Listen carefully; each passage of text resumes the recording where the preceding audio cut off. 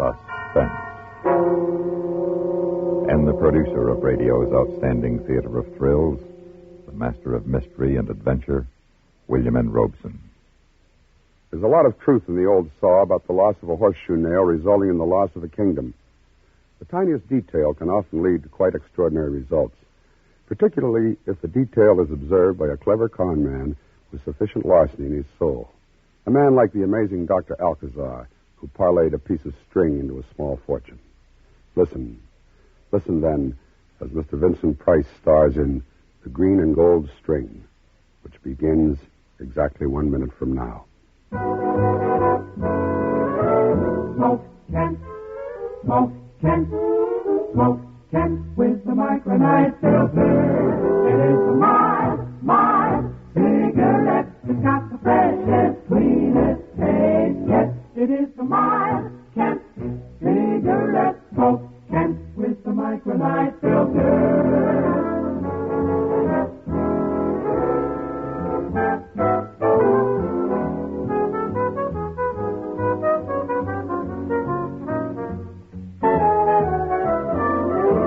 It is the mild cigarette. It's got the freshest, cleanest taste. Yes, it is the mild Kent cigarette. Smoke Kent with the micronite filter. And now, Mr. Vincent Price in The Green and Gold String, a tale well calculated to keep you in suspense. Hey, step this way, ladies and gentlemen. Learn what the future holds for you. As Dr. Alcazar, clairvoyant, That extraordinary... dulcet voice belongs to Abby, my good and devoted assistant, who stands outside my studio here in Coney Island and drums up business. Of course, I wrote his spiel. And did it pay off one evening last fall? Thank you kindly. Good evening, sir. Are you Dr. Alcazar? Alcazar, indeed I am, madam, at your service. I'd like a reading, if you don't mind. Age 35 to 40, cheap purse, expensive suit too tight and too short, not hers, a hand-me-down accent, British Cockney. Nervous. Something on her mind, possibly a housekeeper or a lady's maid. I showed her to the chair reserved for customers. It's under a mirror. They're handy mirrors. Spooky in here, ain't it, with all these black curtains? Black velvet, madam, to minimize all distractions. That your crystal ball? Yes, madam, the mysterious orb in which I see revealed the future as well as the past. But in your case, I think it won't be needed. Your psychic projection is extremely strong. Even now, I can clearly sense that... That what? That you're deeply troubled. Well, in a way, I am all upset like. But, you see, sir, it's a private matter, and... Of course. May I suggest that you relax as much as possible? Any undue tension disturbs and obfuscates your aura. And in order to obtain closer contact with your psyche, I'd like to hold some personal possession. Oh, no, not your brooch. No personal jewelry. Its intrinsically counteractive density tends to adumbrate the necessary metaphysic radiation. It does? Oh, yes. Perhaps something in your purse, Or see. That's another gambit in the little game I play. By leaning back and half closing my eyes, I can watch the mirror and see the contents of an open purse. In hers, I saw a roll of stamps, a shabby wallet, a half-eaten candy bar, a postmarked envelope addressed to Miss Lily something or other, a neatly folded sheet of tissue paper, violet-colored, wrapped around a length of gift-wrapping cord, interwoven strands of green and gold, hairpins, a compact. Will this do? Your compact. Excellent. Now, to sense the vibrations. Your name. You are named for a flower. Yes, a lily. Well, I You have a fondness for candy, a sweet tooth? Oh, no, I'm just awful. Your present life is bound up with a person of great wealth. I think a woman. It's the truth, every word. You have a highly sensitive anima, and are therefore a most sympathetic subject. You are an excellent seamstress and...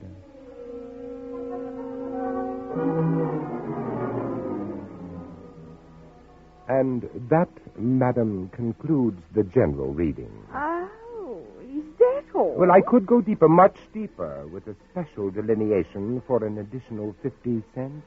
Shall I continue? All right, I guess you might as well. Excellent, excellent. Now, if you'll state your problem briefly. Oh? Do I have to? I should think you'd already know. I see Madam finds it necessary to test me further. Very well. Well, now, I seem to see paper, tissue paper. What a strange color. Almost orchid. Orchid-colored paper and something else. Two colors interwoven, green and gold. Green and gold. Ooh. Have I mentioned something which frightens you? Oh, yes. Oh, well, now you should have sufficient proof of my powers, and since my time is limited, I suggest you tell me the rest of the details. Well, it's about my sister. My sister and her husband. You see, sir, I've just found out that he's deceiving her like, and I'm the only one that knows. The eternal triangle. Oh, no, it's nothing like that. Oh? That's why I don't rightly know what to do. The funny thing is that what he's doing to deceive her is making her happy. Now, my problem is, should I tell my sister, or should I let well enough alone? I see. You are entangled, madam, in a most unusual psychic web. Now, one moment. There are widely differentiated karmas here. Two paths lie before you. I see you taking one and then the other, but it makes no difference which you follow. For whatever you do, the result will be the same. And there now, I trust your mind as being set at rest, huh? You mean that's all, sir? Apparently all that fate intends you to know, at least for the present. Well, if you say so. That will be $1.50.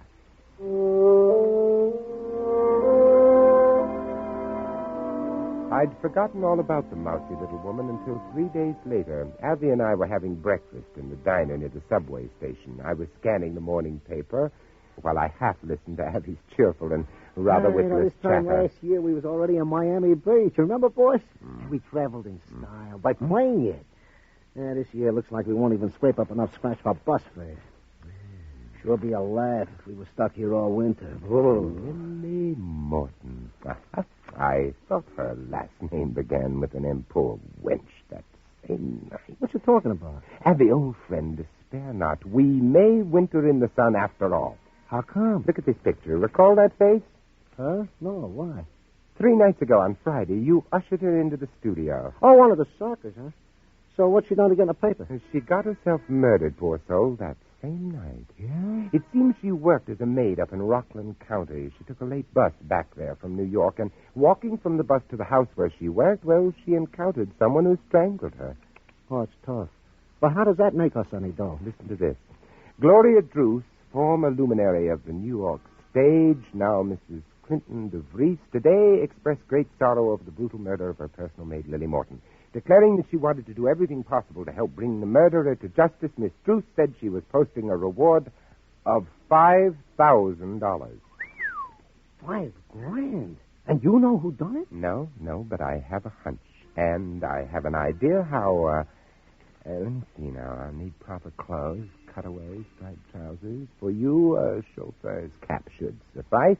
And we need a car, a limousine. A which? Abby, how much money do you have? For what? Working capital. To make money, you have to spend money. I got about $28 and some chicken feed. And I have less than 5. I have it. My 2 $50 gold pieces. With them, we'll have a total You ain't gonna spend them. You always said they was for good luck. So I did, Abby. And here is the good luck I've been waiting for. That afternoon, we arranged to rent a limousine, a 1938 Rolls, which I felt exactly suited my persona. We also rented the necessary clothes, and the next day we set out to visit Mrs. Clinton DeVries, née Gloria Druce. What's the name of the place? Leonard's Cove. You'll see the sign. I gotcha. You know, I never even heard of this name, Gloria Druce. Never heard of her, the greatest Juliet of our century, the theater's fairest ornament for more than a generation? I noticed you had to look her up. Merely to refresh my recollection. After all, she's been in retirement for more than 10 years. Oh, then she couldn't be any spring chicken. A woman like Gloria Druce is ageless, but it's my guess she's on the dark side of 50. Now, look, Abby, while I'm talking to her, I wish you'd somehow manage to get inside the house. Get acquainted with the servants. Well, sure, that'll be a cinch. What should I find out? Anything and everything, but your main assignment is Mr. Clinton DeVries. Dr. Alcazar, is Mrs. DeVries expecting you? No, unfortunately, I was Who is it, Edward? Dr. Alcazar, madam. Alcazar? I don't believe I knew. Madam, forgive me for taking this liberty, but... He says it's about Miss Lily. Lily? Oh, come into the library, Doctor. Thank you. Aye, what a charming room. A perfect setting for you, Miss Druce. I beg your pardon, Mrs. DeVries. Oh, don't apologize. I like it when people remember. Oh, now what is this about Lily? If you have any information, shouldn't you have gone to the police? Oh, but I've come here seeking information from you. Perhaps you'll let me explain. Oh, please do. Won't you sit down? Thank you. Now then, you see, Mrs. DeVries, I'm a metaphysician, a sort of professor of the occult. Oh. But understand, madam, I have never used my powers or knowledge for personal financial gain, only in the interests of science. What has all this to do with Lily? Well, recently, about 10 days ago, I was engaged in a simple experiment with my crystal ball, in the course of which I encountered a very unusual interruption of the comic stream. A total picture of a woman in distress, a woman in dire danger, seeking help. At the time, I made a full notation of the occurrence and then put the matter from my mind until yesterday. Yes? At the home of friends in Baltimore, I chanced to look at a New York newspaper. Lily Morton's photograph caught my eye. And you think it was Lily you saw in the crystal? That is the question, Miss Druce, which has brought me all these miles to see you. Why, this is fascinating. Please, if you will permit me, I'd like to describe the face I saw. Yes, please go ahead. I saw a woman, part of her form, but dimly. But I saw her features very clearly. A rather plain, almost homely face. Welsh, perhaps English. Colorless hair, plainly dressed. Close-set gray eyes, no makeup. A mole here near the right ear. One gold-capped tooth, upper left incisor. Yes, it is Lily. You're quite sure? Oh, yes, there can't be any doubt. Well, Miss Druce, you have set my mind at rest. I can't thank you enough. Oh, you're not leaving. I mean, aren't you going to try to find out more? I don't think I understand. Well, Doctor, in these few minutes, you have convinced me completely. I'm greatly honored. And I was thinking, suppose you try to get in touch with Lily, wherever she is, or isn't that possible? Well, of course, I have often received messages from the beyond, but... Then you could find out who killed her. Oh, but, madam, don't you think the police... The police, they haven't found a single clue. Oh, won't you please try? Well, it's a challenge. Though I must warn you, it's not likely to succeed.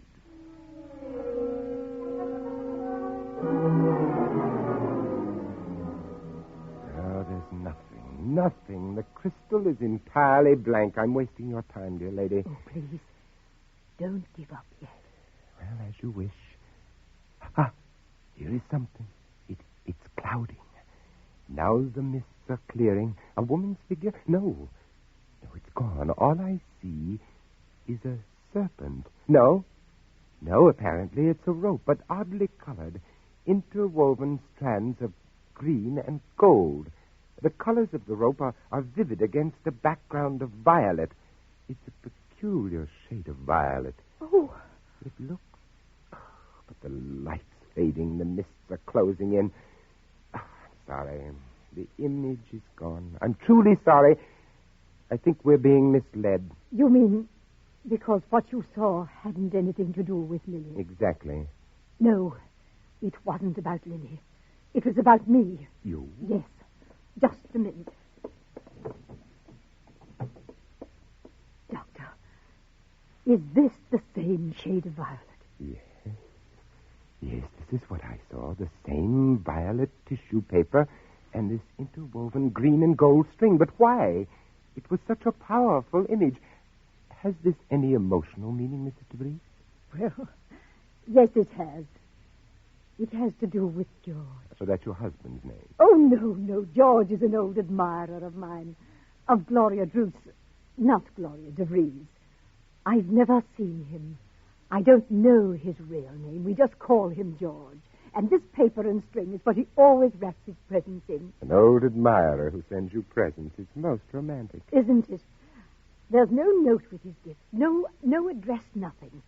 Except in the very first one. That was nearly 2 years ago. He enclosed an old theater program from the green and the gold. Ah, the green and the gold. Oh, remember? Oh, yes, I saw you in that. I'll never forget it. Well, that's how I know he's an admirer. You don't know what it means to an old actress, Doctor. To be remembered. Ah, yes. What sort of gifts does he send? Oh, books, perfume, odd little knickknacks. No candy? Oh, yes. Every third or fourth package, heavenly liqueur chocolate. Ah, yes, I'm sure they're delicious. But all this is keeping us from poor Lily. Won't you try again? No, not just now. I'm afraid it would be useless now, Mrs. DeVries. But if you like, I'll resume my efforts tonight. Alone.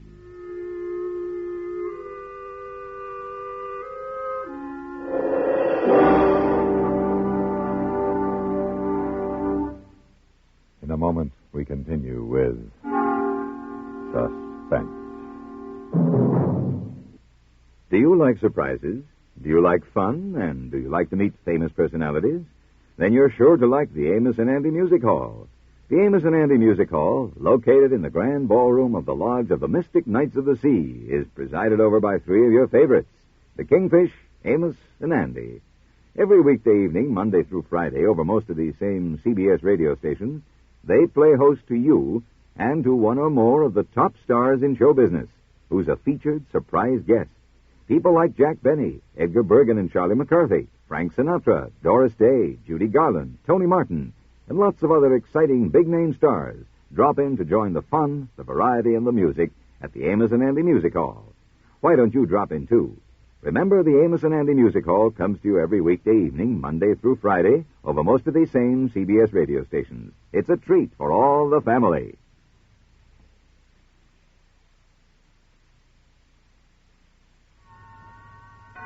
And now we continue with The Green and Gold String, starring Mr. Vincent Price. A tale well calculated to keep you in suspense.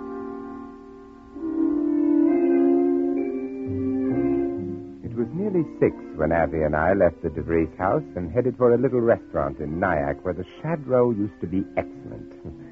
It still is. Well, now that you've satisfied the inner man, Abby, could I have a report? Well, I found out a lot about this DeVries guy from the servants, but I don't know if it helps. He's around 40 to 45. Considerably younger than his wife. Yeah, he's been married to her about 5 years. They rub along okay, but no heartthrobs, at least not with him. But he likes polo ponies and sailboats, and she's got the dough. Very good, Abby. Now, 1 or 2 questions. Hold it, I ain't finished. Oh, I'm sorry. Now, as to Seth Clinton's recent whereabouts, he's got his boat moored somewhere out on Long Island Sound. You see, she's got a beach house out there, and that's where he went morning of the day this Lily was killed. And he's still there? Yeah, but he's due home tomorrow, time for dinner. Now, make with your questions. Abby, I haven't a one. You've really covered the ground. I'm proud of you. Well, then it's your turn, brother. Seeing as we've spent nearly our last dime hoping to horn in on that $5,000 reward, I think you ought to fill me in. With pleasure, Abby. First, I know who killed Lily. Then let's spill it to the cops and collect. Not so fast. I found out something else. The same killer is planning to kill again. I think soon. Lily was murdered only because of something she found out. Yeah? What? This man, this killer, has been sending presents to Mrs. DeVries. Books, perfume, candy. Well, it's my guess that someday soon, the candy will be the death of her. And Lily Watts has found out who he is. Indubitably. And since the dame you're talking about is the DeVries dame, then I suppose you Right. think... The guy is the DeVries guy. Well, Doc, it couldn't be. He was out on Long Island. No, Abby, he was hiding, waiting for Lily Morton. Look, it was easy. He started out in the morning ostensibly for Long Island, but instead he hid his car and lay low the whole day. He knew the shortcut Lily always took from the bus stop through the back of the estate, and that's where he killed her. Then he drove off to the beach house, where he was supposed to have been all day. And I suppose you got all that from your crystal ball. No, from Lily Morton a few hours before she was killed. No way, you're reaching, Doc. I told you I knew one thing the police don't know. Yeah, if it was this Clint, you said yourself you got no proof, and Lily ain't doing no talking now. Terse, Abby, to the point. You're getting better and better. So what do? Pick us a park bench, sit around getting corns, waiting for Mr. Clint George to send his frau a popsicle full of strychnine. I don't think we'd have very long to wait. I think he's about ready to strike. But since our funds will only see us through another day at the most... You said a mouthful it's there. up to us to smoke him out. And I have an idea just how to do it.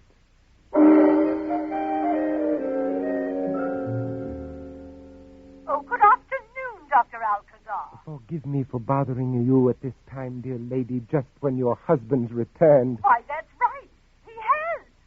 But how did you know? Well, I have, shall we say, certain sources of information. You found out something? Yes, something startling, almost unbelievable, but I must check it further before... Oh, but I have to know. Can't you tell me? I'd rather not. Not on the telephone. Oh, then you come to dinner, please. Oh, no. That would be imposing. Nonsense. I've told Clinton all about you. Indeed? I warn you. He's a terrible skeptic. But you can convince him. I know you can. Care for a cognac, Doctor? Well, yes, thank you, Mr. DeVries. Oh, now, Doctor, do tell me what's happened. I told Clinton about your seeing Lily and the crystal, and about the paper and string. Ah, that string, that green and gold string. Curious, you must admit, Mr. DeVries. Very curious. Indeed, yes. And if I sounded excited when I phoned, I was. You see, Mrs. DeVries, I've been at work on our problem, and suddenly I saw, or rather I sensed, that the tissue paper and the green and gold string were not part of your psychic stream. Whose then? Lily Morton's. Lily's? But why? What could George mean to Lily? I believe he killed her.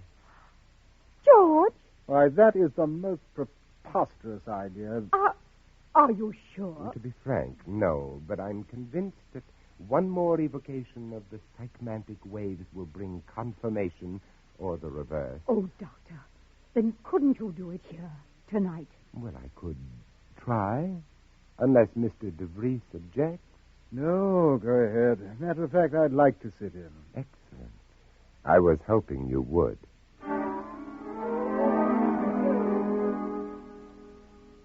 Is the room dark enough? Quite, thank you. What nonsense. Clinton, don't fidget. Here is something. It's clouding. Yes. I can see the green and gold serpent on the violet background. And now I see a man. Is it George? I don't know. I can only see his back. His shoulders shake.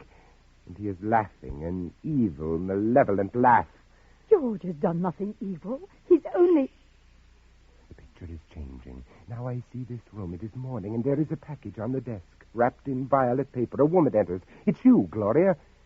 You see the package, and you're delighted. Be careful, Gloria. You think this is a gift sent with love, but it is sent only to lull you into a false sense of security. Why? Because one day, someday, a package will come that will spell your death. Clinton. The image is changing. It's another room now, and Lily Morton is there.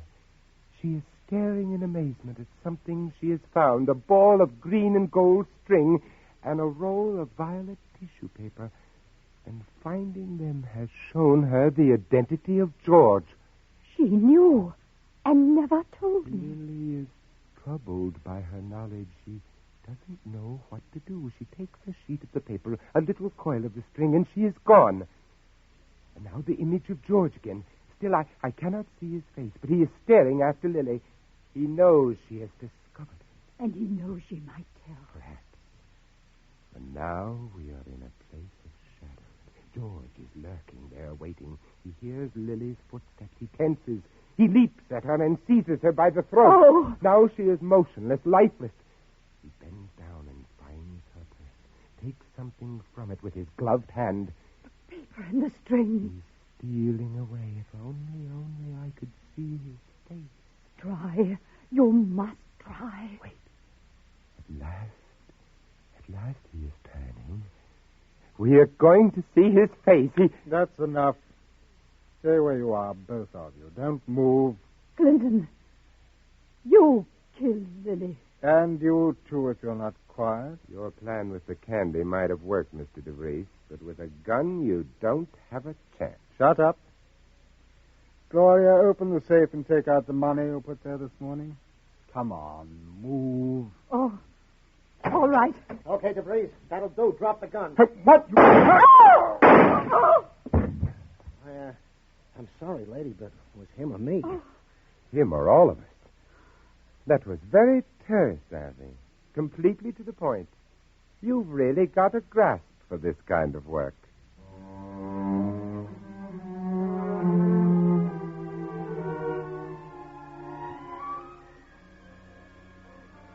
Harry! Harry! Yeah, boss? Look what just arrived in the mail. Oh, the dame, Gloria Drews. Has she sent us the 5 Gs? Take a look. 10 Gs. Doc, what are we going to do? Well, what do you suggest? Well, I don't know. We could split it and quit. Each of us do what we want. Harry, you'd let money break up our winning combination. But not me, Doc. Good. Then let's use our hard-gotten gains to set you and me up in business. Business? What kind of business? Alcazar Associates, private investigators. With you doing the legwork and me reading the crystal ball, we're a cinch to make $1 million.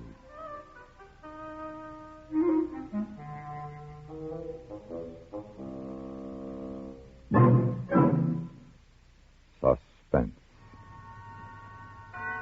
in which Vincent Price starred in The Green and Gold String, adapted by Sylvia Richards from a story by Philip MacDonald, and produced and directed by William N. Robson. Listen. Listen again next week when we return with Miss Nancy Kelly in Trial by Jury, another tale well calculated to keep you in suspense. Supporting Mr. Price in The Green and Gold String were Jeanette Nolan, Irene Tedrow, Lou Krugman, Byron Kane, and Ben Wright. Ever hear of the Vandals? That group of savages who bucketed around over most of Europe, destroying everything that was beautiful? According to history, they lived and did their damage over 1,400 years ago. But sometimes one wonders if the Vandals really died out. Certainly there's a group roaming America, especially during the outdoor months, that acts like the Vandals of old. You've seen their work. They're the ones who make sure our picnic spots and roadsides are littered with sandwich wrappings, pop bottles, and beer cans. It's carelessness, not viciousness, that prompts their destructive behavior. Could be that you yourself have been careless in that fashion once or twice. Now, make a vow against it. Do your part to help keep America beautiful.